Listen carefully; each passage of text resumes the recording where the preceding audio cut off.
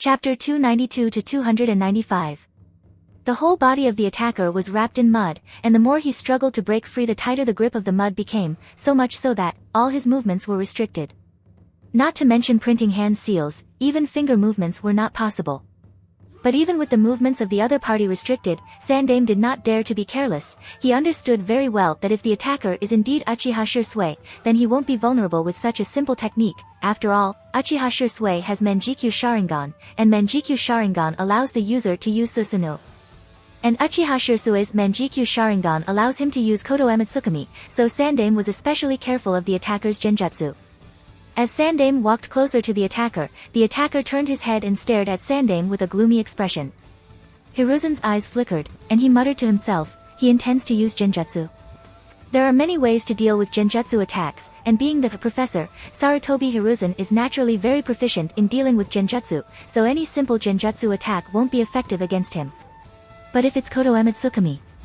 However, the expected genjutsu attack did not happen, but what Sandaime saw was just a gaze filled with hatred and spitefulness from the assailant's eyes. Seeing those eyes filled with malice towards him, Sandaime was a little dazed, and the mud binding technique that he was controlling to keep the attacker trapped lost its activity. The attacker immediately realized that the mud binding technique was weakened, and immediately broke free of the mud binding. He looked to the left, then towards the right. Seeing all the shuriken and kunai coming towards him, the attacker immediately leaped backward and broke through one of the other glass windows and disappeared into the night. Whoosh! Whoosh! Whoosh! Sandaime did not need to order. Two Umbu teams immediately pursued the attacker. With everything calmed down, Udatain Koharu used Iryo ninjutsu to treat Mitokado's shoulder wounds, and said to Sandaime, Hiruzen, we can't hesitate anymore, we must act immediately, otherwise, the consequences will be disastrous. Sandaime thought a little and immediately raised his hand. In an instant one of the Umbus still left in the Hokage building appeared in front of the Hokage and asked respectfully, Hokage-sama, your order? Sandaime picked up his tobacco pipe that lay on the Hokage table, and said, in the name of Hokage, I declare a state of emergency in the village, summon all the clan heads, including the Uchiha clan patriarch, as well as the elite jonin for an emergency meeting. Yes, Hokage-sama. Nodded the Umbu shinobi and disappeared. He was surprised that Hokage-sama even asked to summon Uchiha Patriarch, but he did not question Sandaime's words, as he believed that Hokage-sama must have said so for some reason, maybe to confront Uchiha Patriarch for what happened just now in the presence of all the other Patriarch and elite jonin. Regardless, his job is to follow Hokage-sama's order and he must do so. With that Umbu member gone off to complete the order, Sandaime looked at the captain of the Hokage guard who stood next to him, and order, you lead the rest of the team and follow team 11. Check Uchiha Shursui's state. If you find something abnormal with his state then immediately subdue him together with Danzo and Hatake Kakashi, and if there is nothing normal then notify Hatake Kakashi and Uchiha Shursui that I have summoned them. Make sure to not injure him at any cost if not necessary. But Hokage-sama, then your safety. An assassination attempt was made on Hokage while in the Hokage building, the most secure place in entire Konoha, under the eyes of all the Umbu, and yet they were unable to do anything. Even if the attacker failed in the end, the Umbu members were still horrified, and obviously had a lot of pressure because there is no guarantee that this will be the end of it. However, Sandaime thought differently, go, don't worry about me, Kyubi and Uchiha Shursui are more important. Seeing that Sandaime still insisted, the captain of the Hokage guards nodded and left the Hokage building. At this time, Udatain Koharu asked with a frown, Hiruzen, was the attacker just now not Uchiha Shursui? Based on the orders given by Hiruzen, it wasn't difficult to understand that Sandaime believed that the attacker was not Uchiha Shursui. Sandaime exhaled smoke and nodded. Elder Koharu was confused, why? All the information they have up to now points towards Uchiha Shursui, and yet Sandaime says that it wasn't Uchiha Shursui? Koharu can't help but be confused by this. Mitokado whose injury has been taken care of for the time being asked, Hiruzen, did you notice something? Sandaime was silent for a while, and then said, from his eyes. Both Elder Hamura and Elder Koharu looked at each other with confusion clearly apparent in their eyes. From his Sharingan? Hiruzen shook his head, not the Sharingan, but his eyes. I would like to believe that whether Shursui chooses the Uchiha clan over the village or he chooses the village, his eyes will never have that spiteful look filled with hatred. There may be some guilt but hatred? Never. And yet the eyes of the attacker had deep hatred towards me that it was clearly apparent from his eyes. It seemed as if he hates Konoha from every fiber of his being, so he cannot be Uchiha Shisui. Shisui is Kagami's grandson, and I know that he has the same love towards the village as Kagami. Even if the attacker's performance was impeccable throughout the attack, so much so that even Sandaime had no choice but to think that he may be Uchiha Shisui, but it was that hatred-filled look that gave away the truth, which made Sandaime realize a possible conspiracy theory. Uchiha clan grounds. An Uchiha Jonin hurriedly rushed towards the Patriarch's mansion and reported all the news to Uchiha Fugaku. We have received news that a while after the emergency signal flare was fired, Sandaime had declared that the village will enter a state of emergency, and he has summoned the patriarchs of all the clans as well as the elite Jonin. Uchiha Fugaku frowned upon hearing this sudden piece of news, and his drowsy state was immediately gone. He asked, has there been any confirmation about why the village has entered a state of emergency? Was it because of some sudden attack from Amatsukami? Or any other shinobi village suddenly declared war on Konoha? Sandaime declared the village to enter a state of emergency and summoned all the clan heads as well as the elite Jonin in the middle of the night. Such measures are only used when the matter of utmost seriousness, and probably a war has been declared on the village. There has been no confirmation as of yet, as nobody seems to know the exact reason. The Uchiha Jonin shook his head, and said, but there was no order convened to us, neither to the Uchiha clan nor to the Konoha military police force. Fugaku frowned and immediately noticed that something was wrong. Issue an immediate summoning order to all the special Jonin and above. If the village were to enter a state of emergency, then Hokage will without a doubt inform the Konoha military police force, as the public security of the village is under the jurisdiction of the Konoha military police force.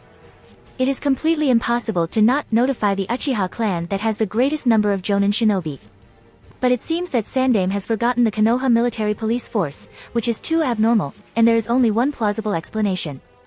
Even if Fugaku doesn't want to believe in that possibility, he must at least take the necessary security measures. The Uchiha Jonin nodded and immediately went out to convene the summoning order. And Uchiha Fugaku immediately walked to his room. At this time, Uchiha Mikoto, the wife of Uchiha Fugaku, has already woken up, and seeing the tense face of her husband, she asked, "What's the situation?" Fugaku said, "Things are going." However, before Fugaku could finish his words, a voice from the other side of Fusuma came. "Ado-sama, what happened? Why was the emergency signal flare fired?" Fugaku turned towards the source of the voice. "Itachi, the village is in a state of emergency. Your mother and I are going out for a while to check the situation." And Uchiha Mikoto continued, "You will stay at home and take care of Sasuke in our absence." Itachi nodded. He wanted to ask more, but before he could speak, both Fugaku and Mikoto had already walked out. Looking at the dark sky and the bright full moon, along with the noisy courtyard, Itachi was suddenly reminded of the night of the Kyuubi's attack a few years ago. And he had an ominous feeling that tonight is going to be a very long night. On Team 11's side, dog, cat, eagle, and monkey all stopped suddenly. Because on a tree not far away, Uzumaki Naruto, whose hand and feet were tied, mouth gagged, was hung on a tree. He was currently struggling to break free, but to no avail. The captain of the team, Dog, did not rush to rescue the tied-up Uzumaki Naruto, but asked the eagle while looking around vigilantly, "Eagle, try to sense the traps here." Kana Hagakure.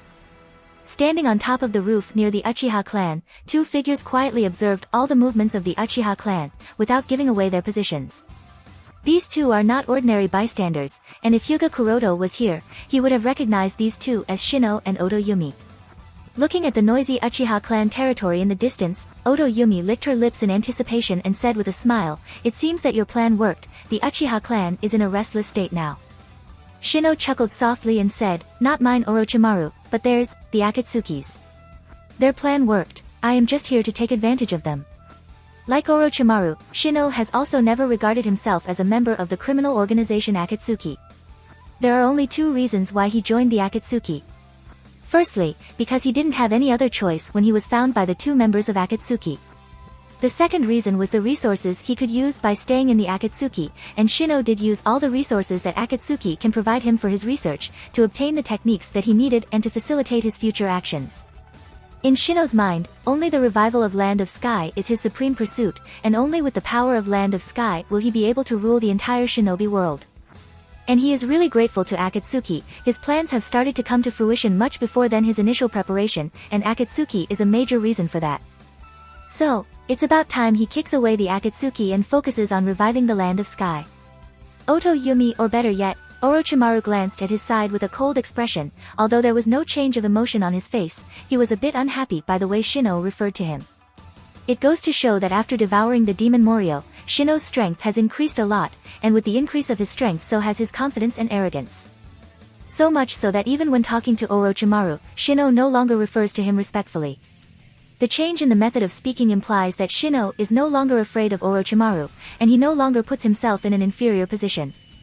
Feeling the traces of surging dark chakra being emitted from Shino, Orochimaru was quite depressed.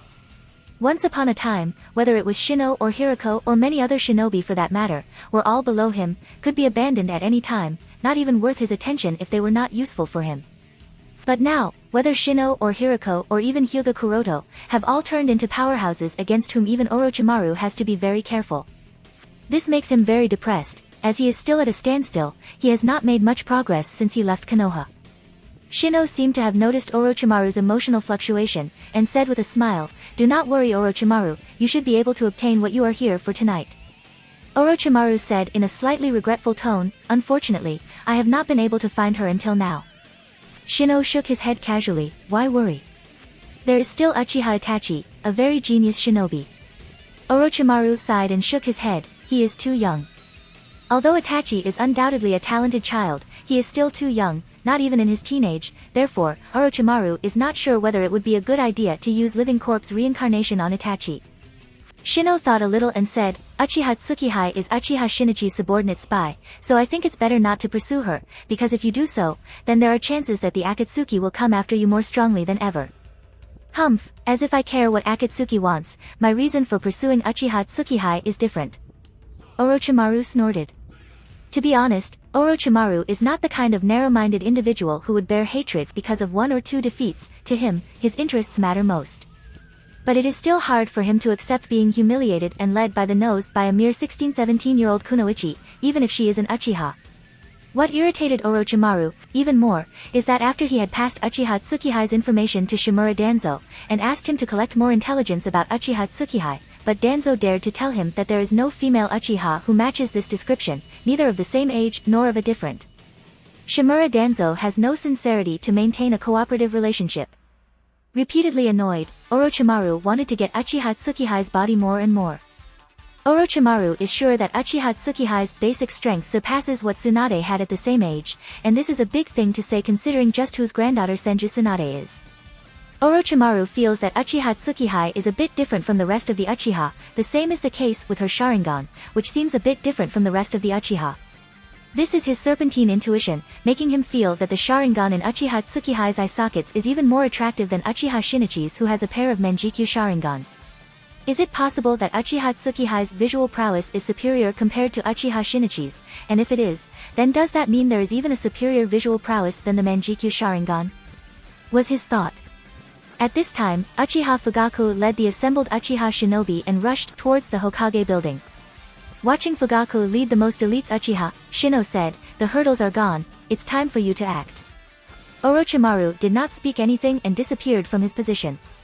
Followed by him, Shino also disappeared from the roof of the building they were hiding at. It didn't take long for Orochimaru and Shino to sneak inside the Uchiha clan. And since the elites of the Uchiha clan were taken away by the Patriarch Fugaku, the two intruders easily managed to make their way to the Patriarch's mansion. However, as soon as both of them broke inside the courtyard of the Uchiha Patriarch's house, several shuriken were shot at them. After dodging a few of the shuriken, Orochimaru then directly reached out his hand and caught the other shuriken by his hand. While Shino easily avoided all the shuriken. The shurikens were naturally shot by Itachi, who was still at his home. He looked at the two people, and his gaze lingered on Shino a bit longer, as if realizing something he asked with a calm face, "You are Shino?" Itachi has only once met Shino, which was during the first mission that he took with Kuroto-san, and yet he recognizes Shino perfectly. Shino said with a smile, "Uchiha Itachi, I did not expect that you would remember me from that time." Then Itachi's gaze landed on the kunoichi next to Shino, and he was able to sense a cold aura from her. Even the shuriken she held made her bleed, but it seemed as if she did not care about the wound at all. Oto Yumi took out the shuriken without any care for the wound and said while licking the blood on her hand, "Uchiha Itachi, it seems that you have grown quite a lot from the last time I saw you. You were able to sense both of our arrivals so early." Itachi frowned. "Last time I saw you? Have I met her before?" Itachi did not have much time to think when suddenly the sound of running came from the back corridor. Itachi's eyes widened, he suddenly panicked, "Sasuke, don't come here." With only him and Sasuke left in the house, it wasn't hard for anyone to figure out that the person running here was Uchiha Sasuke. Oto Yumi's eyes narrowed at Itachi's sudden panic, and she immediately rushed towards Itachi. At the same time, Shino also took the advantage of Itachi's distraction and rushed towards the direction of the sound of footsteps. Ding! Ding! Clang! Oto Yumi fought with the young Itachi in the courtyard of the house, and the kunai of the two repeatedly clashed with each other, producing a harsh metal clanking sound. At the back corridor, Sasuke's voice was heard abruptly, "WH, who are you?" and ended abruptly amidst the muffled sound of fist hitting flesh. Only a few seconds later, Shino returned with an Uchiha Sasuke held in his hand. His younger brother caught by the enemy, Itachi was more agitated, but he understood that he is not allowed to panic, because if he were to panic, then Sasuke would be in more danger, so calming down his restlessness, Itachi asked with a gloomily cold voice as his Sharingan was activated and the three Tomo were rapidly spinning, "What do you two want with us?" Oto Yumi looked at the pair of scarlet eyes and said while licking her lips, "I want you Uchiha Itachi." Itachi was startled, "Me? But why would a kunoichi who I have never even met want me?" was his thought, but calming his surprise, Itachi immediately said without any trace of hesitation, "Let Sasuke go, I will come with you." Shino chuckled, "It seems that your love for your brother is even more than we expected. Since that is the case, then we can't let your brother go." Oto Yumi nodded, and immediately took hold of Sasuke from Shino, and said with a smile while licking her lips that almost made her look like a nymphomaniac, "I am giving you two options Uchiha Itachi. Either you come with me without any resistance, or send Uchiha Tsukihai, your choice, choose fast." "I am giving you two options Uchiha Itachi. Either you come with me without any resistance, or send Uchiha Tsukihai, your choice, choose fast," said Oto Yumi. Oto Yumi wanted Itachi to choose the second option, in exchange for Uchiha Sasuke's life. Hearing the unknown name, Itachi frowned, "Uchiha Tsukihai." This is the first time he has heard this name, so Itachi was a bit confused as to who is this kunoichi referring to, but after a bit of thinking, Itachi also wondered if she is talking about Hosan. But this was only momentary speculation, and Itachi was not even sure.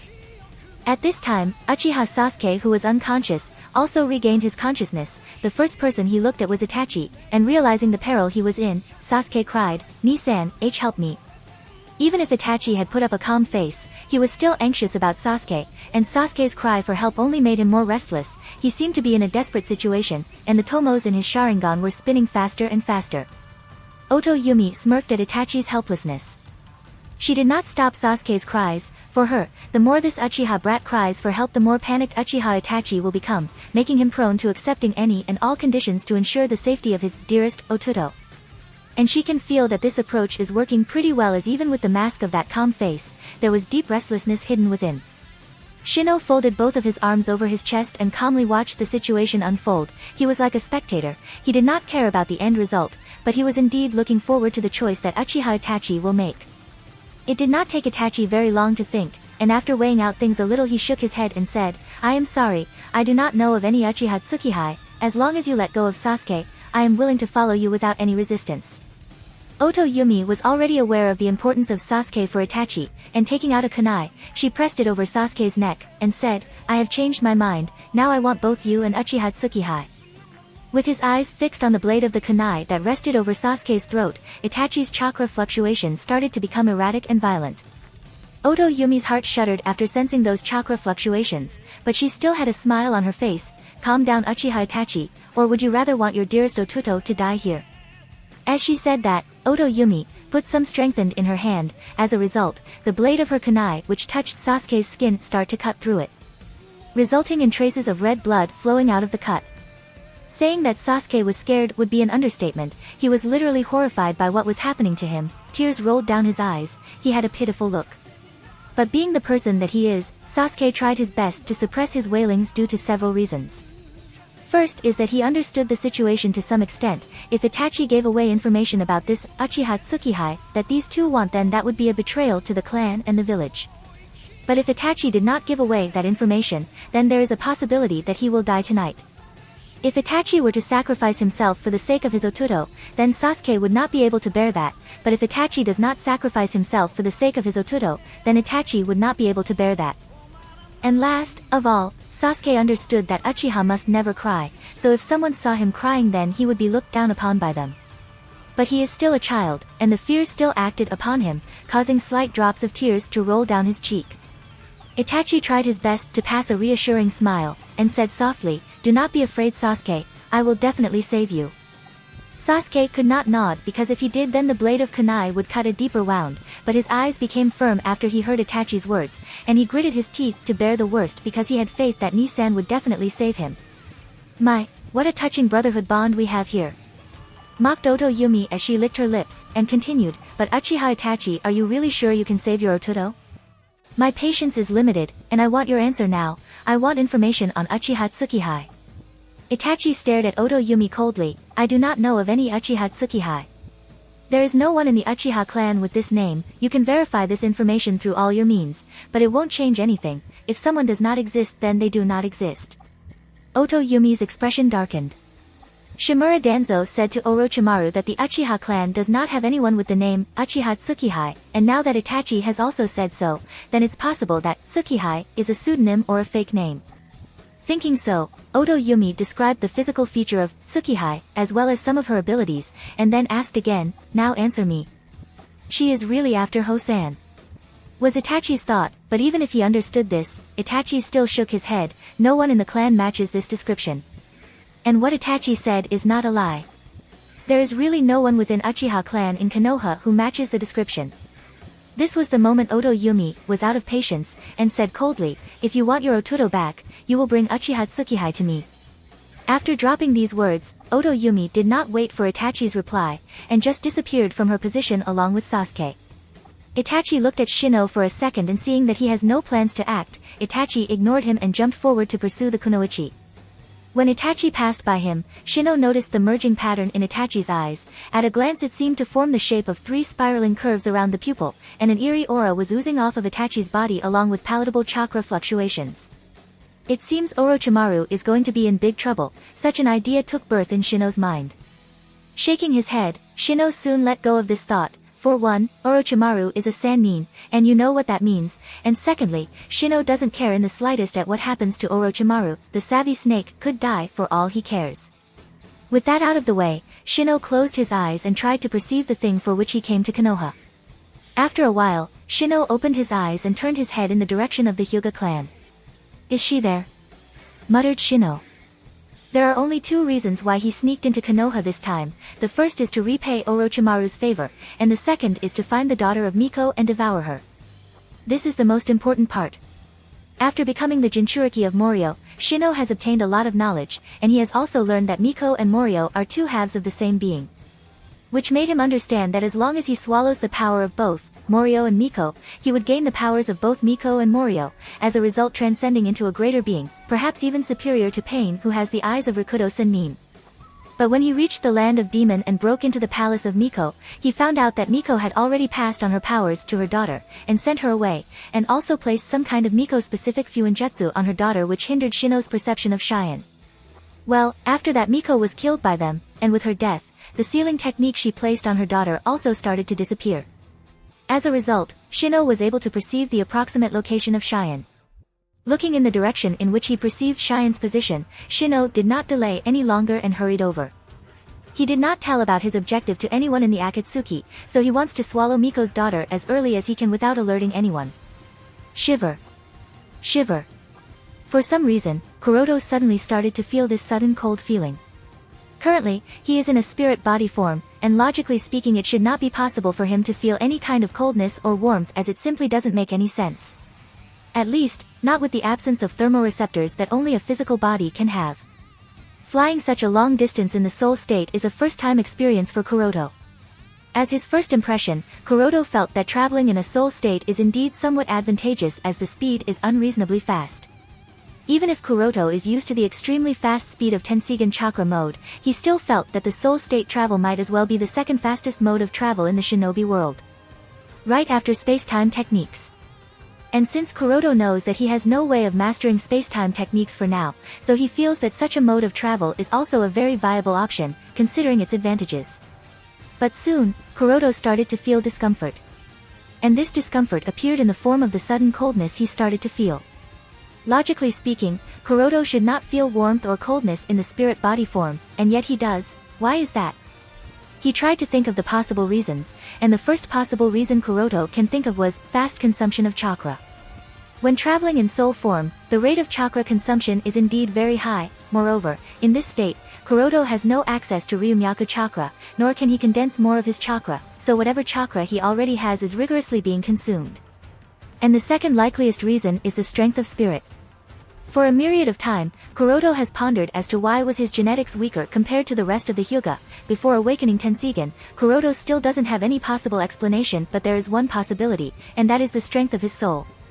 For condensing chakra, both physical body and spirit body are essential, and the strength or weakness of either affects the other. From the time he has started to use Tenseigan's soul descend, Kuroto has figured out that his soul is way weaker than the indigenous people of this world, and that had somehow affected his physical body too. And even after he has awakened the Tenseigan, which has increased his soul body's strength significantly, it is still nowhere near ready to perform such long-time separation from any physical body. And that's why the chakra consumption is very high for Kuroto, at least very high compared to Miko-sama, who was able to remain in the soul state even after losing her physical body for nearly a month if not longer. Well, Miko's specific powers and Fuinjutsu might also be a cause behind this, but who knows? Although he doesn't think that his current soul body is weaker than Miko-sama, he does know that compared to Otsutsuki Indra and Otsutsuki Azura, Kuroto is indeed incomparable. After all, their souls have still been staying in the shinobi world to this day.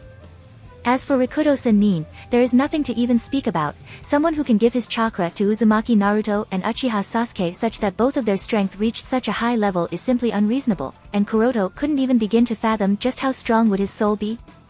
It can only be described as a major qualitative gap of several levels. Damn, I have to hurry, or else. Gradually, Kuroto felt that his consciousness has begun blurring. This is obviously not a good sign. It undoubtedly means that the chakra volume was at a limit, and he has to hurry. Fortunately enough, he is already very close to the village, otherwise, Kuroto would be in serious trouble. Increasing his speed, Kuroto rushed full throttle towards the direction of the village and soon arrived. At this moment, the village seems to have fallen into a chaotic state.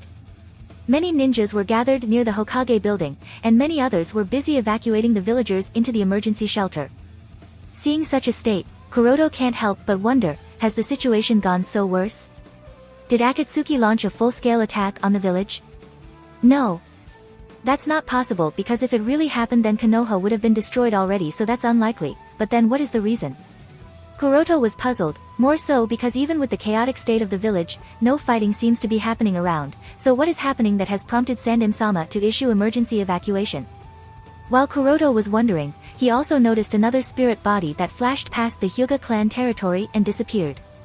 Kuroto frowned. How can there be another spirit body here? Is it possible that someone in the clan is inquiring about the situation in the village in the spirit form? Because Kuroto can only remember one Konoha shinobi who used to use a soul transfer technique, and that Kato Dan, the only user, is long dead. Does that mean that someone else has also mastered such a technique? When thinking so, Kuroto also thought of the possibility that this person may be the traitor that betrayed the village to Kumo by passing secret intel. And this really makes sense, because if this traitor has mastered such a technique, then he can easily pass on the information about the layout of the Hyuga clan to others, guide them to the Hyuga clan, and even lead the culprit to sneak into the sleeping quarters of Hyuga Hinata. I don't think that he noticed me, and I think that I need to find a way to figure out who exactly that person is and then get rid of him as soon as I can. Muttered Kuroto. Currently, Kuroto doesn't have time to pursue that person, as Kuroto was having difficulty maintaining concentration, but in the near future I will try to investigate. After nodding to himself, Kuroto did not stay here anymore and rushed in the direction of his secret laboratory. Entering his secret laboratory after bypassing all the barriers, Kuroto came to the room where 2 nutrition tanks were stored. Looking at the 2 nutrition tanks in front of him, Kuroto groaned for a little. These 2 nutrition tanks contained his Suijin clone and Homusubi clone, and Kuroto was considering which option should he choose. After a while of weighing the situation a little, Kuroto decided and transferred his soul into Homusubi clone. Since you won't have access to Ryumyaku chakra right now, so the battle potential of the Suijin clone will be somewhat limited, and it would hard to deal with the likes of Shino in the Jinchuriki state and Hiriko. Moreover, ice release is too conspicuous to act in a covert. So Homusubi clone is a better option, although the base strength is still not as good as Suijin clone. The presence of Eternal Manjikyu Sharingan makes up for that. And there is also a possibility that Shino can perform high-level genjutsu with the powers of Morio, so the visual prowess of Eternal Manjikyu Sharingan coupled with Dekokuden would make up for all the shortcomings and even give some advantages. When Kuroto transferred his soul into Homasubi clone, the Sandame Kazekage puppet helped in draining the solution inside the nutrition tank, and he can finally come out of the nutrition tank. After coming out of the nutrition tank, Kuroto did not even bother about the wet body, and the first thing he did was take a deep breath to relieve the pain and coldness he was feeling earlier. The feeling of your spirit body being on the verge of collapse really makes one uncomfortable. But there is also no other alternative. Strengthening of the spirit body can only be done through adaptation, and that takes time and effort. Regardless, Kuroto doesn't have time to ponder over such issues as he must hurry to ensure Yui and Cheyenne safety.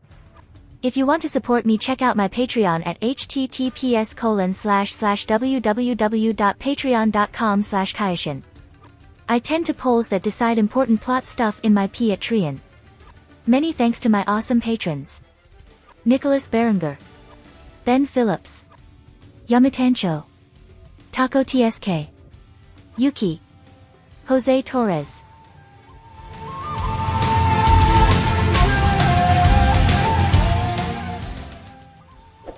If you enjoyed the content, don't forget to give it a like and subscribe to the channel. I'll be here until next time.